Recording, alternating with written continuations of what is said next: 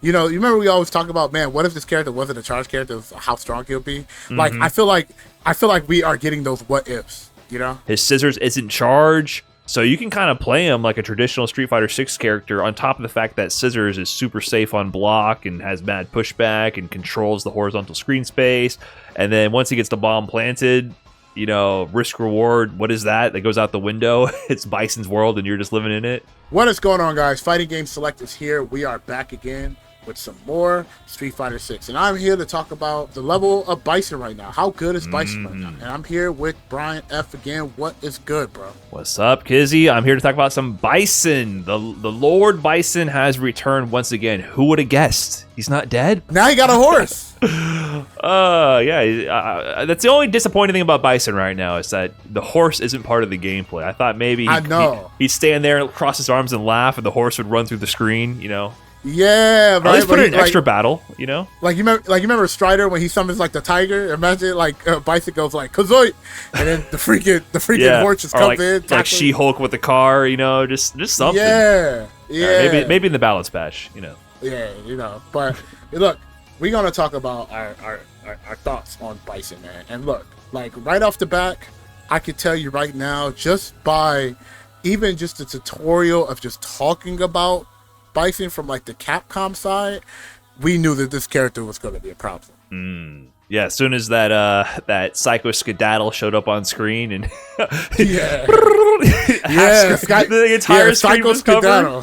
When that showed up, I was like, wait a minute, because at first he seemed solid, had some big moves, and I was like, okay, cool. And then he ran full screen, and I was like, wait a minute, he's playing Street Fighter 6. The craziest part about it all is that his run speed is equivalent to like his slide, so it's almost like they're the same move. One is a hit, the other one is just a run. That's true. He's got some mobility this time for sure.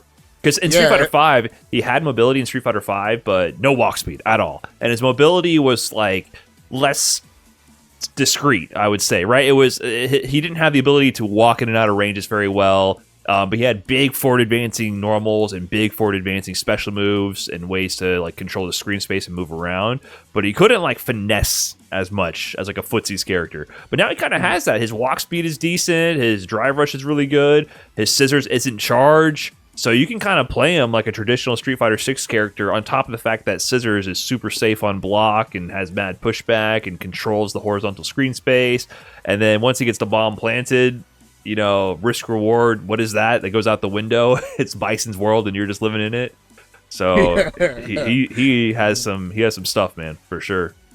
Yeah, and the craziest part about him is that again, some of his strongest moves are no longer a charge. You remember we always talk about, man, what if this character wasn't a charge character? How strong he'll be. Like I feel like we are getting those what ifs. A little bit. I will say that the scissors is slightly worse than like a Street Fighter 4 scissors. Like it's not quite as safe. It has decent amount of pushback, but the hurt box is kind of still there, extended for a little bit, right? So like if he recovers and the hurt box isn't in range for you to jab, he's left at a really good spacing trap range. But a lot of characters can punish it slightly further than you think. It's still really easy to space safely, though. Don't get me wrong. But they did at least give it an extended hurt box to a degree to make up for the fact that it's not a charge move. So it's not like Street Fighter 4 scissors out here, like safe as hell. You no punish whatsoever. Walking around. It was zero on block. It was zero on block. Right. They thought a little bit about it first. Maybe not that much, but they thought a little bit about it. But yeah, it's really nasty to see. But the funny thing is, you watch high level Bisons, and it's like they don't even use it sometimes. Like it's such a good move, but the rest of his toolkit is also super strong as well. Yeah, they use that stand heavy punch. Oh, that move is nasty. That move, I thought the move was trash when I first pressed it, but then when I seen like how the hitbox and the hurtbox and how it reels back with the return you get, how it interacts with people's normals, I said, wait a minute. I had a eureka moment. Yep. Yeah, it jukes the counter pokes, and then suddenly bogoosh, big punish counter, drive rush in, full combo, bomb planted. And it's one of those moves that forces you to DI almost. And you don't want to do that against Bison. You don't want to randomly DI, but to call it out, it requires you to either commit to like a neutral jump or like a bigger move, or DI. It forces you to do committal actions to stop it, or try to like perfect parry. Of course, that's the other equalizer. But having a move that forces you to take action in that case is always really, really strong. Anything that forces people to try to twitch react DI, gets people pulling the trigger finger too early, you get free counter DIs. Then it gives him +1 on block to let him continue his offense. So yeah, that was like one of the first things I started just mashing. When I picked up the character, I pressed it once and I was like, then I pressed it twice and I was like, oh. Then I never stopped pressing it. Now to go ahead and talk about a little bit, man. Like, do you think this character's top 5? I don't think he's top 5. You know, people get all hyperbolic about that. First of all, I know we as content creators love the top 5 moniker, and as the community, I think we're a little too obsessed with saying things are top 5 or not. I think that loses its meaning because it's. So what, we're gonna say top 6? There's a lot of I mean, there's like there's like 8 characters in top 5, man. Yeah, there is. So it was the top 8 strong characters. Yeah, exactly. And, you know, the thing is about it, like 8 is too comfortable. You know, 5, you know, you get to leave some haters behind, you know, and people don't like that, you know, so. Right. Top 3 is too restrictive. Top 5, you're still causing some pressure a little bit. Top 8, people are like, oh, yeah, my guy's 8th. He's not that good. Yeah, he's not that good, right? Even though he's just as good as the other ones, you know. Yeah. But yeah, I don't think he's top 5 if I have to actually cut off at 5 because I think he's really good. I think he's really easy. That's the big thing. Really super strong, simple character to pick up and play, which is great. I'm going to play him more because I think he's so easy. And I love easy-ass characters. Sometimes I like difficult characters, and sometimes I like super simple, strong characters. Bison is super simple and strong. But he lacks the defense to a degree. You know, that's a classic balancing decision from Capcom is give people super strong offense, neutral, and give him no reversal. So I think that does hamper him to a degree. But yeah, he's still very good. I wouldn't mind a top 10 minimum. He's up there in the top 10 half, I would say, for sure. Now, I know you said he's very easy to pick up and stuff like that, but is he fun to play? You feel like he's like one of those fun season characters? It depends on if you like. I like having like powerful bully characters. You know, I used to play Rog, right? Like he kind of tickles that part of my brain a little bit. He has that horizontal pressure of just controlling screen space. So like round start, you're in control, which is always fun. So if you like to kind of control space and bully people, and then when you got the bomb on them, you know, you're kind of like foaming at the mouth, like, oh yeah, you better not do nothing. I'm gonna hit you with that Psycho Crusher and do 10 billion damage. You know, like I kind of love having that threat. Power fantasy, like you have this high, like yeah, man, you're about to eat this huge combo. So I love that stuff. So to me, I think he's very fun, but he might be a little dry for some people. If you prefer more flashy movement and nuance in your neutral, and you know, like a little bit more finesse, he might not be your character. But if you like some powerful options out the gate, he's your guy. Yeah. You know, one thing I gotta say is like Bison always brings some like cool, like the only thing I would say that's very finesse about him is like his air-to-air jump mediums, right? Like the way he like he forces you to jump and then he catches you while you're jumping. I always thought that was like the cool thing about Bison, right? Right. Yeah, he has some sauce, like with the bomb conversions. I think the OD Psycho Crusher one, where you know it sets up that unique animation and kind of stabilizes your combo conversions to do way too much damage. That kind of makes it a little centralizing around like getting OD Psycho Crusher, but there's still a lot of nuance. Like if you have random stray hits and you don't have charge, you go into scissors or something, you got to like customize your pickup. I still think he leaves room for hype and creative moments to convert on the fly, which I also enjoy that in fighting games, like figuring out your combo as you go. So there's still some room to optimize him, but like I mentioned, in most stable conversion situations, you're just going to go into OD Psycho Crusher and murk them for way too much damage. Is there anything that you dislike about him? Ooh, it's hard for me to say. I mean, his anti-air crouch fierce, while it has a good hitbox, is a little slower than ones I'm used to. It's still good. It's just not perfect, right? Like I like easy ass anti-airs, so but that's a fine weakness because he has other options, right? Air to air, Psycho Crusher. He still has all the anti-air options covered, but like if you're losing charge and you're not looking for the immediate air to air, there's going to be situations where like you're going to be forced to block, right, or try to go for a perfect parry. And so that's just like a super minor weakness, and like I said, he has other ways to cover that up. So it's fine. It's okay to not have an easy anti-air on top of everything else. That's the only thing I can really think of off the top of my head. there's a few times where I press crouch fierce autopilot and I'm like, oh no, I got bodied for it. But just be better and he'll be okay. I know JP when he was at his prime, that crouch heavy punch, made an example. I think Akuma's is really good too. If I'm not mistaken, it just doesn't have a forward hit, like the hitbox up forward is not as good. But it doesn't matter if you're jumping in with a normal, the hurtbox is going to extend to the hitbox anyway, right? Mm-hmm. So there's characters like that. I mean, even Luke had a strong crouch heavy punch. Oh, his crouch heavy punch was stupid. Like, that one actually annoyed me. That had some of the most behind the head reach, and he had one of the best DPs in the game. Like, that was a bit too much. I mean, if I was a Luke player, I'd love it, but on the other side, it was kind of obnoxious. So I was like, dude, I can't even force you to like try to crosscut here at this angle.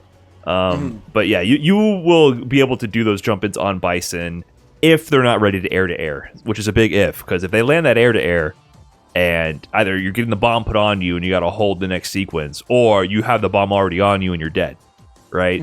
So exactly. I like that he's threatening from all these positions. So super strong in that sense. Yeah, I mean, honestly, outside of that, I don't really see it. There's nothing I really dislike. Like, I like that his stand heavy punch gives him cool juggles off air hits. Like, he has a lot of just like cool properties in his normals, and I like that all of his like psycho normals, like the one like stand medium, crouch strong, and stand heavy.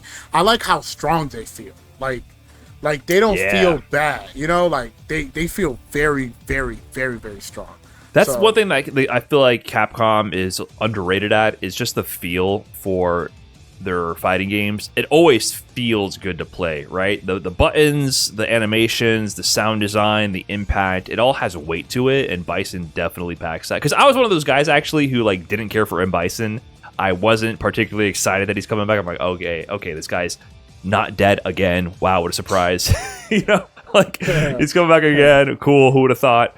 But actually, after he came out, I like the new costume. I like the hood. I think his classic costume though looks kind of corny. This version. I think the transition to more realistic art styles doesn't suit the classic Bison. What do you think about that? With the shoulder pads, the red. I don't like it. It don't look good, man. He looked like a Saiyan. I get what you're saying. Force. Yeah, like the way the sharp they look. Like, I'm like, bro, like is he part of the Frieza Force, bro? I thought he was like M. Bison from Party City. You know what I'm saying? Like, it just doesn't. Like, it's one of those designs that doesn't translate well once the graphics start becoming more and more realistic. Because then you start realizing how silly the costume is, and hand drawn animations and like sprites and like worse graphics, a more cartoony art style.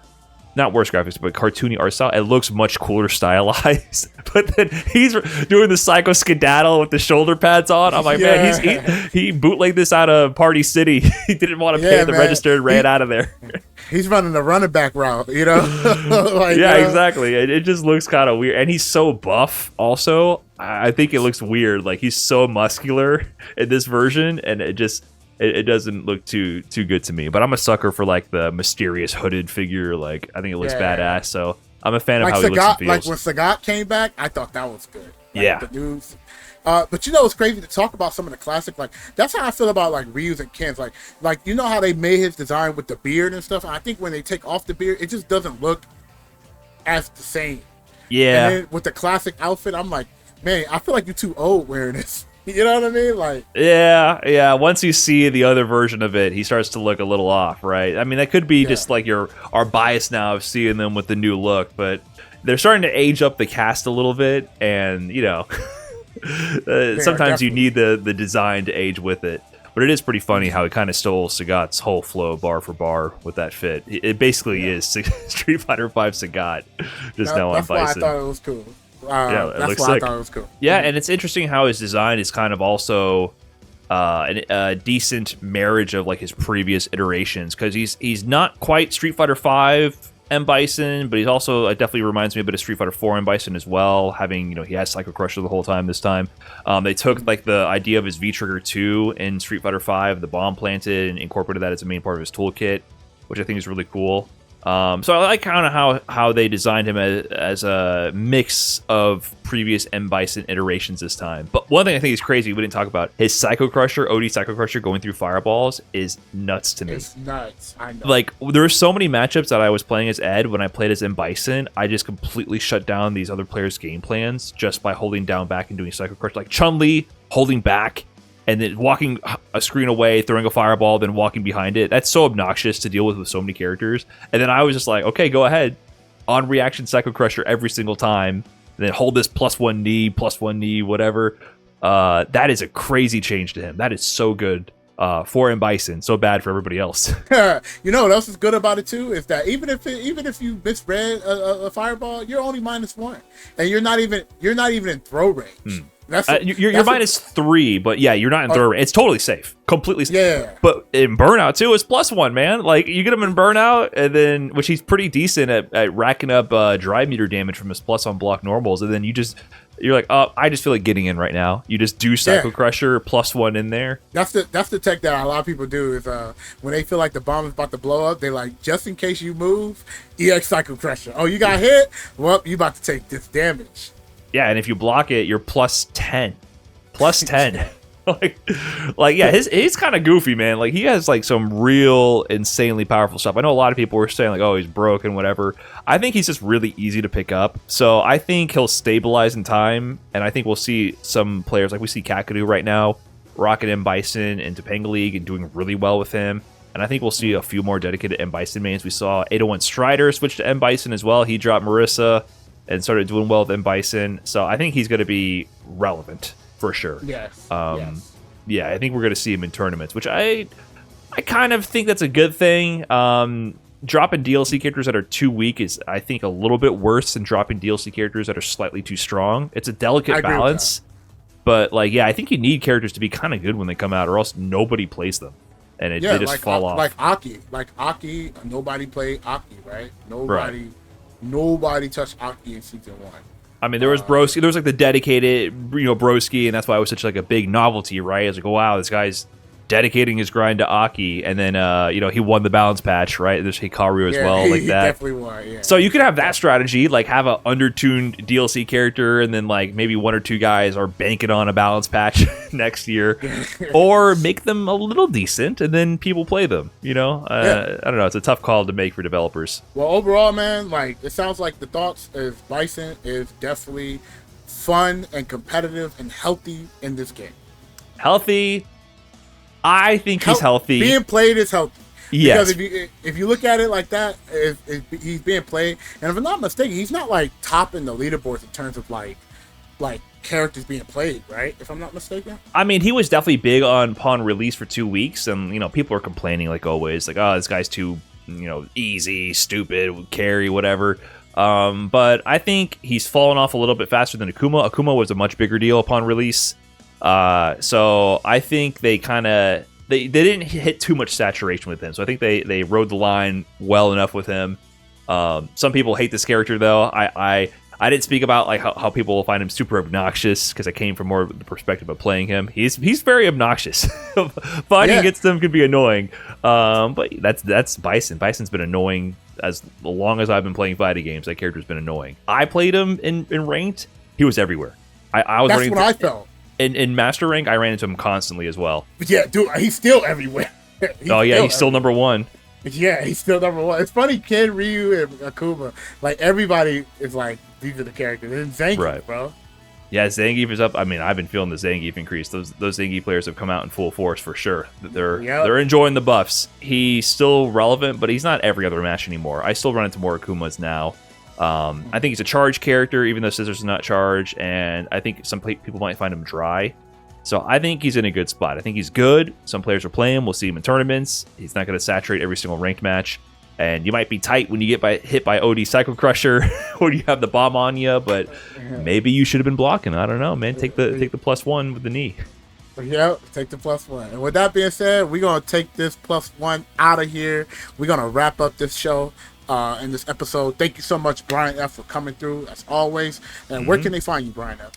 I'm on, Twitch, Twitter, YouTube, Brian_F. I play some Street Fighter 6, do some content analysis, gameplay, compete as well. So you can find me on all those platforms. And with that being said, man, you guys let me know in the comment section below. How do you guys feel about Bison? Do you guys see Bison around in the streets? Let me know how the E Street's looking right now. I know it's different from Platinum to Gold to Rookie. It doesn't matter what rank you are. Let me know in the comment section below what rank you are. And do you guys see Bison all over the place? You let me know in the comment section below. And thank you guys so much for watching this. And please leave a like. And we'll see you guys in the next episode. Peace, peace.